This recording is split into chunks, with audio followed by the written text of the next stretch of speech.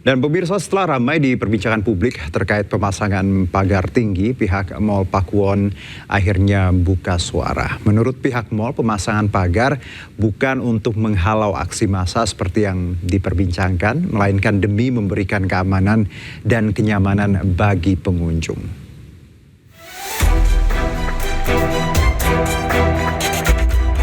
Setelah timbulkan pertanyaan kenapa tiba-tiba sejumlah pusat perbelanjaan atau mal dipasangi pagar tinggi, pihak Pakuwon Group selaku pemilik mal akhirnya angkat suara. Menurut Sutandi Purnomo Sidi, tidak ada maksud lain di balik pemasangan pagar tinggi. Sutandi menyebut pemasangan pagar dilakukan demi menjamin keamanan dan kenyamanan para pengunjung. Sutandi juga mengaku pemasangan pagar dilakukan untuk mengganti pagar lama yang sudah rusak. Tidak hanya itu, Direktur Marketing PT Pakuwon Group itu juga membantah jika pemagaran dilakukan untuk mengantisipasi terjadinya aksi massa. Yang jelas, Pakuwon itu bukan peramal. Kita nggak tahu mau terjadi apa. Ngawur. Ya siapa tahu dari ordal gitu loh. Pakuwon, habis gini ada titit-titit gitu loh. Titit-titit. Sekarang berkembangnya zaman, terus Pakuwon City sendiri sudah semakin maju. Kita harus perbaiki, kita harus upgrade. Nah itu aja sih, simple as that. Setali Tiga Uang, Menteri Perdagangan Budi Santoso juga angkat bicara. Walaupun mengaku tidak tahu menau alasan pemilik mall memasang pagar tinggi, namun Budi menjamin tidak ada masalah apapun di balik pemasangan pagar, termasuk alasan peningkatan keamanan. Konfirmasi isu yang berkembang, emang mall itu lagi ditingkatin pengawasannya ya Pak? Atau maksudnya meningkatkan pengamanannya mall-mall? Pusat perbelanjaan Pak.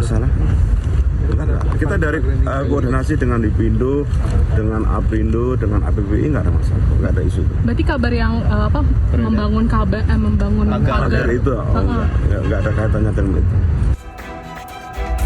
Sebelumnya sejumlah pusat perbelanjaan di Jakarta, Bekasi hingga Surabaya dipasangi pagar setinggi 2,5 meter. Salah satunya Mall Pakuwon Bekasi. Padahal sebelumnya pusat perbelanjaan tersebut tidak dipagari. Warganet pun penasaran dan mengaitkan dengan kondisi ekonomi hingga khawatir akan terjadinya aksi massa. Tim Liputan iNews melaporkan.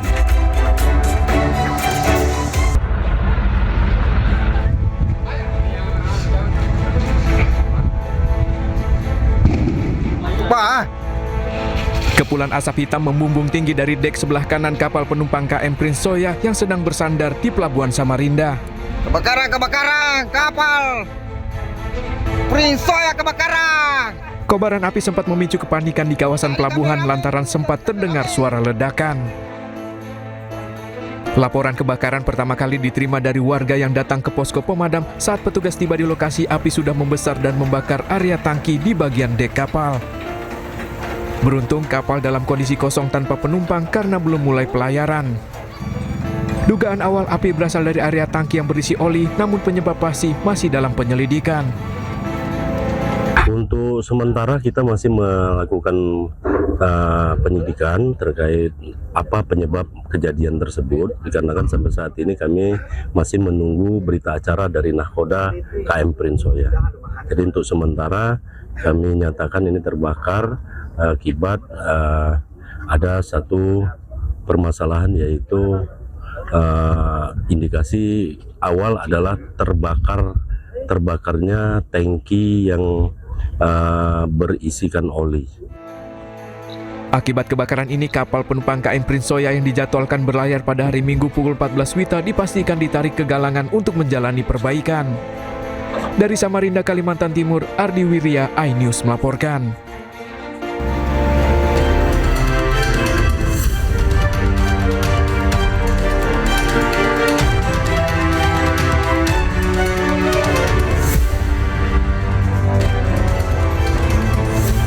Gubernur Jakarta Pramono Anung minta pihak mal tak lakukan tindakan antisipasi berlebihan terkait sejumlah mal tiba-tiba dipasang pagar setinggi hampir 3 meter. Safari politik Jokowi di Nusa Tenggara Timur disambut meriah oleh warga.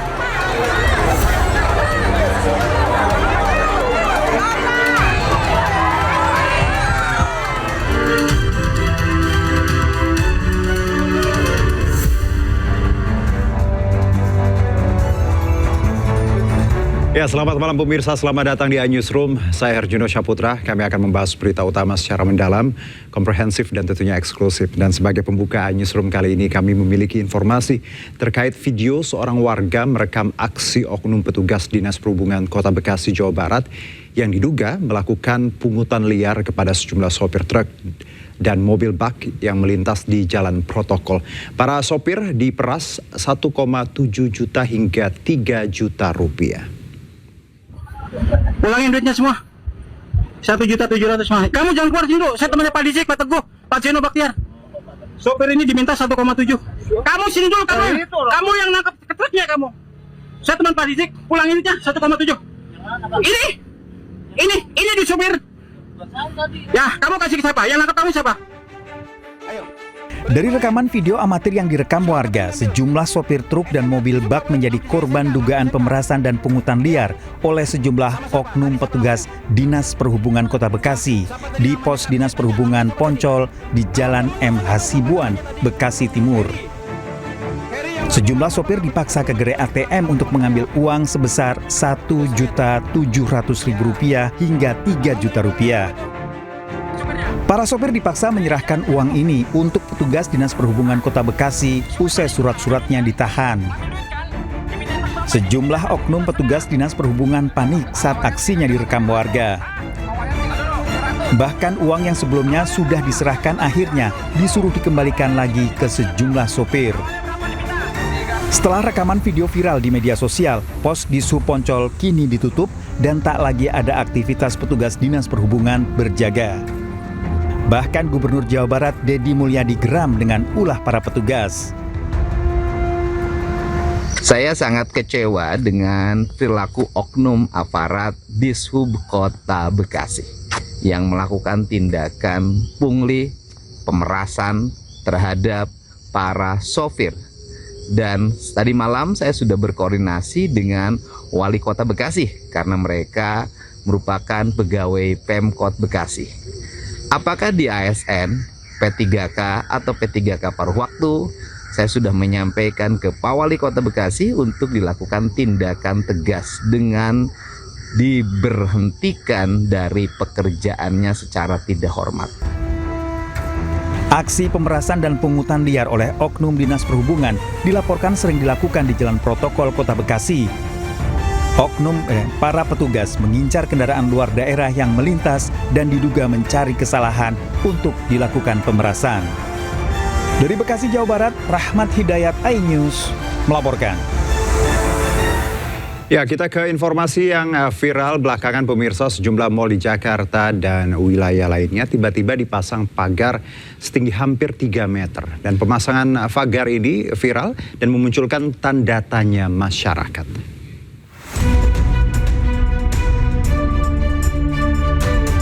Pagar setinggi sekitar 2,5 meter terpasang di salah satu mal di kawasan Jakarta Selatan. Pagar terpasang tepat di dekat pintu masuk utama mobil di Jalan Raya Kasablanka. Saat ini pagar besi yang terpasang bersepanjang sekitar 100 meter. Pagar didesain khusus dengan bagian atas menyudut dan lancip. Tidak hanya di Jakarta, salah satu mal di Bekasi, Jawa Barat juga memagari malnya. Seperti yang terjadi di mal di kawasan Pekayon Jaya, Bekasi, Jawa Barat. Terlihat pagar logam cukup tinggi memagari setiap sisi bangunan.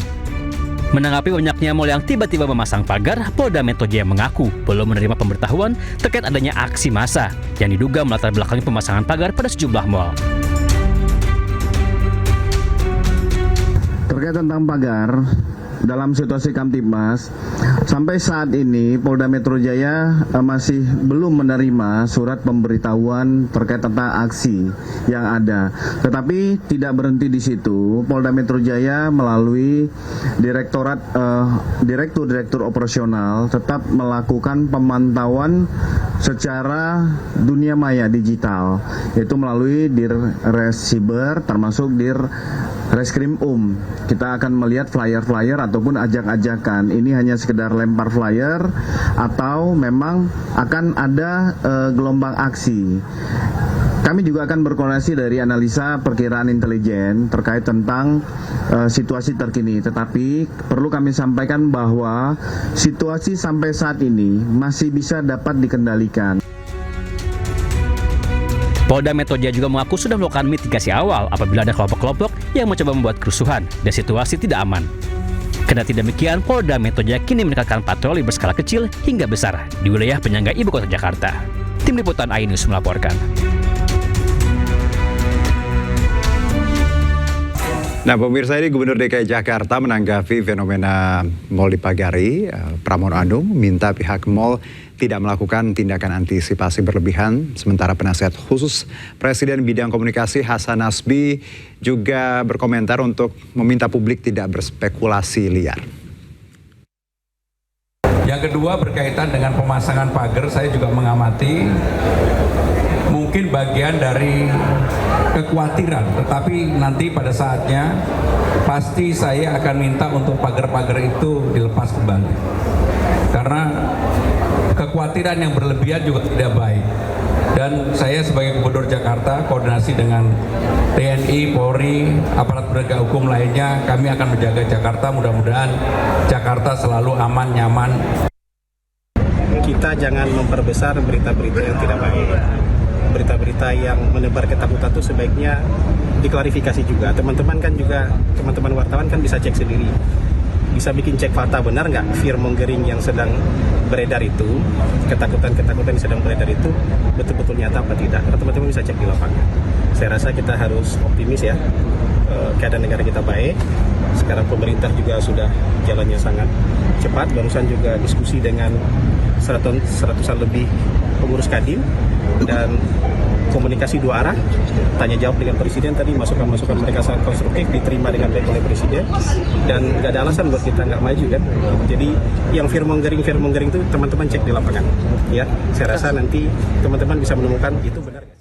Ya, pemirsa, akhir-akhir ini perhatian sebagian warga mungkin tertuju pada beberapa mal di Jakarta yang memasang pagar besi tinggi. Lalu apa tujuan pemasangan pagar besi yang cukup tinggi ini? Berikut laporan rekan kami, Kia Dela Rosa dari sebuah mal di Jakarta Selatan. Pemirsa, baru-baru ini warga dikejutkan dengan adanya pagar besi tinggi di beberapa mal di kawasan Jakarta. Dan saat ini saya berada di kawasan Jakarta Selatan dan di belakang saya sudah ada salah satu mal besar yang di depannya terpasang pagar besi tinggi yang terlihat dari ujung pintu masuk hingga pintu keluar. Terpasang pagar besi tinggi ukuran 2 meter kurang lebih. Memang hingga saat ini dari pihak pengelola mal belum memberikan informasi kepada warga ataupun kepada pihak yang berwenang terkait apa tujuan dari pemasangan pagar besi tinggi ini. Sontak warga juga mengira atau beranggapan apakah pemasangan pagar besi ini merupakan bentuk dari pembuatan ataupun keamanan berlebih dari pihak pengelola mal, sebab jika kita berkaca ke Agustus 2025 lalu banyak sekali aksi massa di kawasan Jakarta. Hal ini juga memunculkan respon dari Gubernur DKI Jakarta untuk meminta pihak pengelola mal melepas pagar besi sehingga memberikan kewenangan penuh terkait keamanan wilayah Jakarta pada pihak kepolisian maupun TNI. Namun hingga saat ini pagar besi di kawasan mal di kawasan Jakarta Selatan masih terpasang dan hingga saat ini pun warga masih menunggu klarifikasi ataupun penjelasan resmi apa tujuan sebenarnya pemasangan pagar besi tinggi di sekitaran mal di kawasan Jakarta Selatan. Dari Jakarta, Kia Dela Rosa, Damar Wicaksono, iNews melaporkan. Ya, kembali bersama kami. Pemirsa, Presiden Prabowo Subianto meminta unsur elit di semua bidang bersatu. Hormat Bapak Presiden, dengan hormat dilaporkan pada hari ini, Jumat 31 Juli 2026, telah hadir 150 pengusaha Kadin Pusat dan Kadin Daerah. Ya, pesan tersebut disampaikan Prabowo saat berpidato di hadapan Kadin di Istana Negara Jakarta Jumat kemarin. Prabowo pun tegaskan keberhasilan suatu bangsa sangat ditentukan oleh kemampuan para elitnya untuk bekerja sama. Menurutnya, negara yang elitnya pecah beresiko menjadi negara gagal. Dan terkait hal tersebut, seluruh potensi nasional harus disinergikan agar mampu mendukung kemajuan Indonesia. Yang kita belajar adalah memang perlunya suatu sinergitas antara elit, perlunya ada kerjasama, kolaborasi. Semua bangsa yang berhasil, elitnya bisa kerjasama. Semua negara yang gagal, elitnya ribut. Apa yang kita maksud dengan elit? Elit adalah unsur pimpinan. Jadi elit bangsa adalah elit politik, elit ekonomi, elit intelektual, elit agama, elit budaya, elit seni, elit produsen, elit buruh. Dan pemirsa, Badan Gizi Nasional kembalikan uang 311,2 miliar rupiah ke kas negara dari hasil penelusuran 414 temuan Satuan Pelayanan Pemenuhan Gizi yang bermasalah. Kepala Badan BGN, Bapak Mayor Jenderal TNI Tenggono, pada siang hari ini kita akan melaksanakan jadi ribuan rekening. Dijumpai di kantor BGN Jakarta Jumat, Kepala BGN Sudaryono ungkap ada 414 dapur MBG yang belum beroperasi tersebut telah terima pencairan anggaran atau punya rekening virtual ganda, sehingga dana harus dikembalikan ke kas negara. Dan terkait hal tersebut, Sudaryono pun menegaskan masalah ini telah dilaporkan ke aparat penegak hukum untuk dapat ditindaklanjuti. Kami telah menemukan adanya 400, bisa ditampilkan, 414 SPBG atau dapur yang rekeningnya itu kemudian rekeningnya either double atau rekeningnya dapurnya nggak ada atau dapurnya belum beroperasi. Sehingga kami mengembalikan uang negara, uang rakyat sebanyak 311 miliar 294.295.184 rupiah. Kita ke informasi berikutnya, pemirsa. Dinilai beban pekerjaan semakin berat, Asosiasi Kepala Daerah mendesak DPR dan pemerintah menaikkan gaji mereka. Gayung bersambut, Menteri Dalam Negeri Tito Karnavian membuka peluang akan merevisi PP nomor 109 tahun 2000 tentang gaji kepala daerah.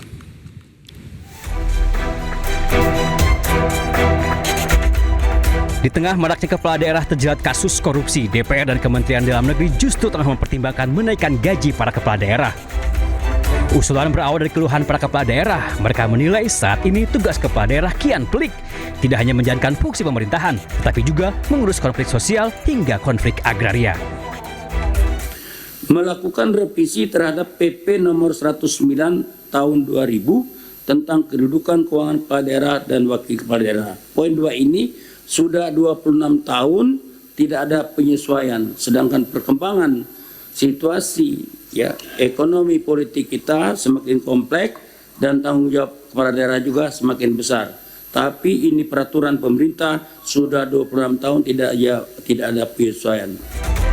Menanggapi usulan dari anak buahnya, Menteri Dalam Negeri Tito Karnavian menyebut membuka peluang merevisi peraturan pemerintah nomor 109 tahun 2000 yang mengatur keuangan termasuk gaji para kepala daerah. Tito menyebut aturan berusia 26 tahun itu memang sudah saatnya dievaluasi. Ini dibuat peraturan ini di tahun 2000. Sekarang kita tahun 2026. Sudah 26 tahun peraturan ini dibuat. Situasi sudah berubah. Kenaikan harga juga barang-barang sudah berubah, kurs juga sudah berubah. Kalau mungkin mau dilakukan penyesuaian, disesuaikan keadaan saat ini, itu bisa saja dilakukan penyesuaian. Tapi sekali lagi, kalau yang berkaitan dengan PAD, saran kami ini juga dipertimbangkan. Meski membuka peluang untuk menaikkan gaji para kepala daerah, namun menurut Tito, besaran dana operasional nanti akan disesuaikan dengan prestasi dan capaian kinerja para kepala daerah. Tim Liputan Ainus melaporkan. Nah ini pemirsa, pegiat anti korupsi Herdiansyah Hamzah menilai rencana menaikkan gaji kepala daerah di tengah maraknya korupsi tidak masuk akal ya. Menurut Herdiansyah, solusi mengurangi perilaku korupsi bukanlah menaikkan gaji mereka, melainkan memperbaiki mekanisme dalam tubuh partai politik.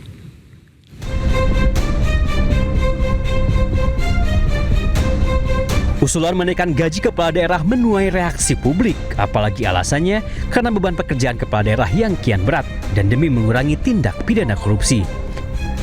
Peneliti Pusat Studi Anti Korupsi Universitas Mula Warman Herdiansyah Hamzah menilai menaikkan gaji kepala daerah demi mengurangi korupsi adalah keliru. Hamzah menyebut akar permasalahan dari perilaku korupsi bukanlah jumlah gaji yang diterima para kepala daerah, melainkan tingginya biaya politik dan buruknya mekanisme partai politik. Karena problem mendasarnya bukan soal menaikkan gaji atau pendapatan kepala daerah. Kita mesti berusaha bagaimana mencari akar persoalannya. Satu, misalnya keterlibatan kepala-kepala daerah yang sampai hari ini misalnya sudah 17 plus 1 kemarin yang terjaring OTT KPK, itu mesti dipahami pada hulu persoalannya. Satu, itu berkaitan dengan kos politik. Kos politik ini kan berdampak kepada kepala daerah sehingga mereka berpikir untuk mengembalikan modal politiknya. Dengan mengusulkan kenaikan gaji atau pendapatan kepala daerah, itu adalah solusi yang keliru dan tidak serta-merta menghilangkan tindak pidana korupsi di kepala-kepala daerah. Sebelumnya dalam rapat dengar pendapat bersama Komisi 2 DPR, para ketua asosiasi pemerintah daerah berkeluh kesah jika beban pekerjaan mereka semakin tinggi dan tidak sebanding dengan gaji yang mereka terima. Mereka pun mendesak agar peraturan pemerintah nomor 109 tahun 2000 yang mengatur keuangan termasuk gaji para kepala daerah segera direvisi. Perlu kami sampaikan bahwa regulasi terkait dengan hak keuangan kepala daerah sudah tidak sesuai dengan perkembangan dan dengan perkembangan kewenangan dan tanggung jawab kepala daerah dan wakil kepala daerah yang saat ini semakin berat banyak dan kompleksitasnya. Belum terdapat regulasi pengganti yang memberikan kepastian hukum pasca berlakunya Undang-Undang Hubungan Keuangan Pusat dan Daerah. Menanggapi keluhan Asosiasi Pemerintah Daerah, Menteri Dalam Negeri Tito Karnavian pun memberikan sinyal untuk mengubah peraturan pemerintah nomor 19 tahun 2000 tersebut. Sebelumnya sepanjang 2026 sebanyak 12 kepala daerah terjaring OTT KPK. KPK menyebut pemicunya adalah mahalnya ongkos politik dalam pemilihan kepala daerah. Tim Liputan Ainus melaporkan. Ya, ramai dibahas di DPR soal peluang menaikkan gaji kepala daerah. Gubernur Sumatera Utara Bobi Nasution mengaku menyetujui usulan tersebut, namun menurut Bobi secara pribadi ia tidak pernah mengusulkan kenaikan gaji kepala daerah. Setelah dibahas di gedung parlemen terkait usulan kenaikan gaji bagi para kepala daerah, Gubernur Sumatera Utara Bobi Nasution langsung angkat suara. Politisi Partai Gerindra itu mengatakan setuju dengan kenaikan gaji para kepala daerah. Namun menurut Bobi, kenaikan gaji para kepala daerah harus disesuaikan dengan peningkatan kinerja mereka. Kalau itu sudah keputusan asosiasi, saya sebagai anggota asosiasi pasti ngikut. Tapi kalau secara pribadi, saya tidak pernah menyuarakan dan meminta. Kalaupun naik, harus ada KPI-nya juga lah. Karena kan kenaikan itu harus ada penilaian juga. Ya, kalau dibilang boleh nggak naik, boleh. Tapi harus ada KPI-nya, ada nilai ukur kerjanya dulu. Mungkin yang bagus boleh lah dapat. Kalau yang nggak bagus, nggak usah dapat lah. Bobi juga menyebut jika wacana kenaikan gaji para kepala daerah sudah lama digaungkan, namun belum mendapat tanggapan baik dari DPR maupun dari Kementerian Dalam Negeri. Namun dengan tegas Bobi menyebut sebagai kepala daerah ia tidak pernah mengusulkan kenaikan gaji. Sebelumnya, Menteri Dalam Negeri Tito Karnavian menyebut akan membuka peluang merevisi peraturan pemerintah nomor 109 tahun 2000 tentang hak keuangan para kepala daerah, termasuk gaji mereka. Tito mengklaim aturan berusia 26 tahun itu sudah saatnya direvisi, mengikuti kondisi dan perkembangan zaman. Dari Medan, Sumatera Utara, Aminur Rashid Ainus melaporkan. Baik, kita lanjutkan pemirsa. Kejaksaan Agung terus dalami dugaan tindak pidana pencucian uang yang menjerat mantan Jaksa Agung Muda Tindak Pidana Khusus Febri Adriansyah. Dalam penggeledahan di rumah Febri, penyidik membawa sejumlah kotak kontainer yang diduga berisi barang bukti.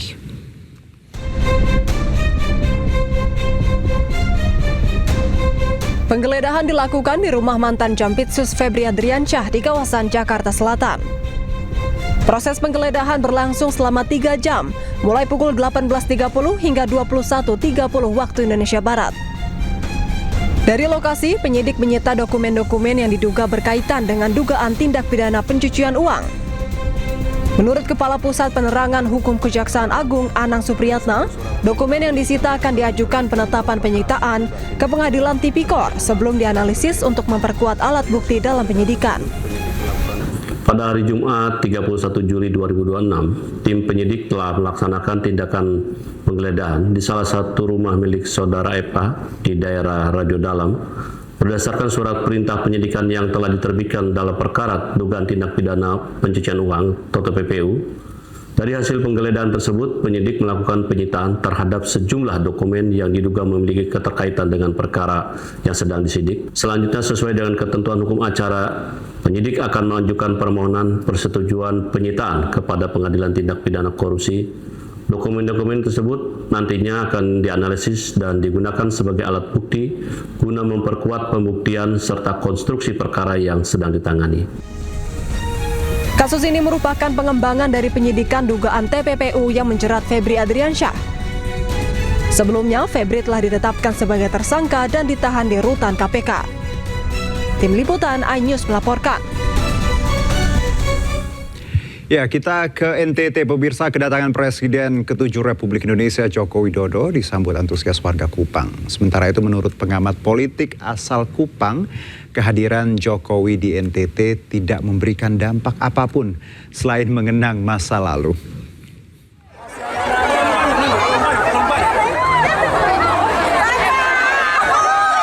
Setelah berkeliling Lampung Juni lalu, safari politik Jokowi berlanjut. Kali ini Presiden ke-7 RI itu bertandang ke kota Kupang, Nusa Tenggara Timur.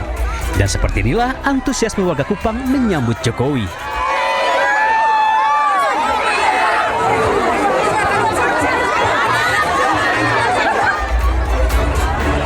Sejak Sabtu pagi, massa sudah menyemut di Jalan El Tari Kota Kupang.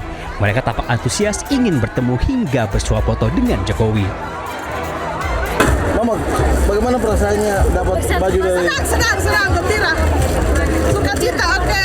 Datang di CFD dari jam berapa, Mama? Dari jam 6. Walaupun disambut meriah warga Kupang, namun menurut pengamat politik asal NTT Yonatan Lopo, kunjungan Jokowi ke NTT tidak memberikan manfaat bagi kesejahteraan warga NTT. Yonatan juga menilai kunjungan Jokowi ke Kupang tak lebih dari mengenang masa lalu dan hanya menguntungkan partai politik saja.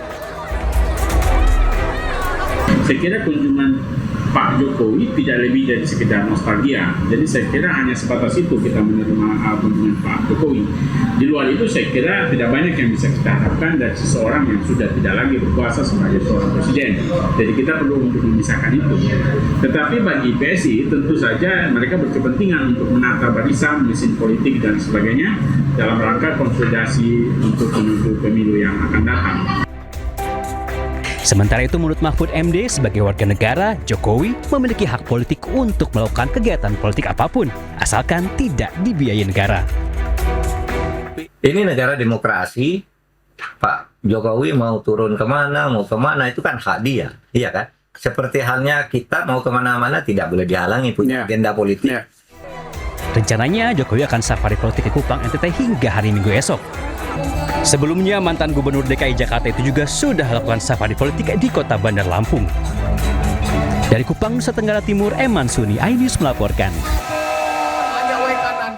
Ya, Pengadilan Tata Usaha Negara Jakarta menolak seluruh permohonan keberatan yang diajukan Universitas Gadjah Mada terkait keterbukaan informasi ijazah mantan Presiden Joko Widodo.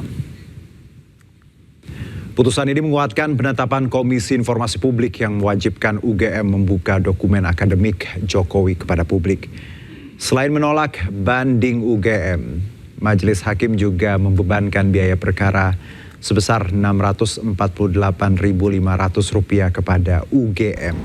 Dalam pertimbangan hukumnya, Majelis Hakim PT UN Jakarta menegaskan hak masyarakat untuk mengetahui riwayat pendidikan pejabat negara mengalahkan klaim kerahasiaan data pribadi.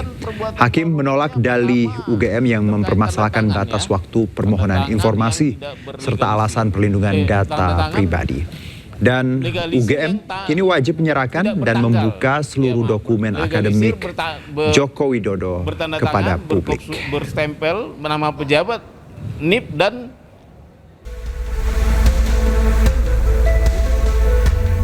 Polda Metro Jaya bersama Kodam Jaya dan pemerintah Provinsi DKI Jakarta memfokuskan pengamanan pada kegiatan zikir dan doa kebangsaan yang berlangsung di kawasan Monas. Kegiatan yang merupakan bagian dari rangkaian peringatan Hari Ulang Tahun Kemerdekaan Republik Indonesia ini diperkirakan akan dihadiri sekitar 100.000 orang. Untuk mendukung kelancaran acara, sebanyak 7.643 personil gabungan dari Polri, TNI, Satpol PP, dan Dinas Perhubungan dikerahkan untuk mengamankan berbagai titik. Petugas telah disiagakan sejak pukul 10 pagi untuk mengatur arus kendaraan, pengamanan peserta, serta mengantisipasi kepadatan lalu lintas. Jumlah personil yang dipersiapkan dari Polda Metro Jaya, Kodam Jaya, dan pemerintah DKI sebanyak 7.643 personil gabungan. Polda Metro Jaya 3.675, Polres Jajaran 1.143, Korbrimo Polri 500 personil, Korsabara 200 personil, TNI 1.845 personil, Satpol PP 145 personil, dan Dinas Perhubungan 135 personil. Sementara itu, kawasan Monas tetap dibuka untuk masyarakat umum. Pusat kegiatan zikir dan doa kebangsaan berada di area Tugu Monas, sementara aktivitas masyarakat di kawasan sekitar tetap dapat berlangsung dengan pengaturan oleh petugas. Sebanyak 22 kantong parkir juga telah disiapkan untuk mengurai kepadatan dan mencegah parkir liar. Dari Jakarta, Indra Setiabudi, iNews melaporkan. Ya, berikutnya pemirsa ada kabar baik. Kini harga sejumlah bahan bakar minyak non-subsidi di SPBU Pertamina resmi turun mulai 1 Agustus 2026. Penyesuaian ini dilakukan mengikuti pergerakan harga minyak dunia serta nilai tukar rupiah.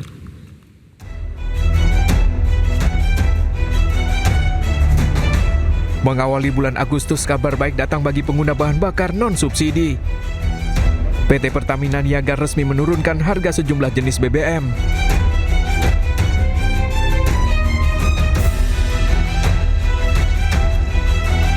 Harga Pertamax Tuborg turun dari Rp19.300 per liter menjadi Rp18.300 per liter. Pertamax Green 95 juga turun dari Rp17.000 menjadi Rp16.600 per liter. Begitu juga dengan Pertamax turun dari Rp16.250 per liter kini menjadi Rp15.950 per liter.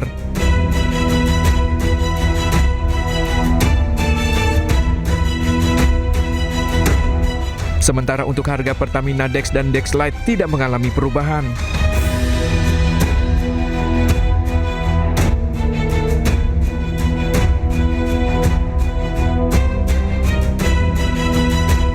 Begitu juga dengan Pertalite dan Biosolar bersubsidi yang tetap dijual sesuai harga yang ditetapkan oleh pemerintah. Pertamina menyebut penyesuaian harga BBM non-subsidi dilakukan secara berkala dengan mempertimbangkan pergerakan harga minyak dunia, nilai tukar rupiah, serta formula harga yang berlaku. Tim Liputan iNews melaporkan. Pembekalan program calon manajer Koperasi Desa Merah Putih telah resmi berakhir.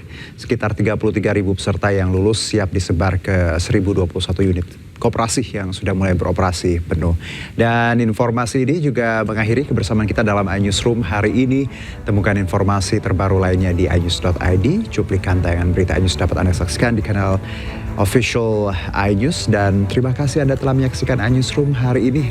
Tetap jaga kesehatan. Saya Herjuno Syaputra. Sampai jumpa.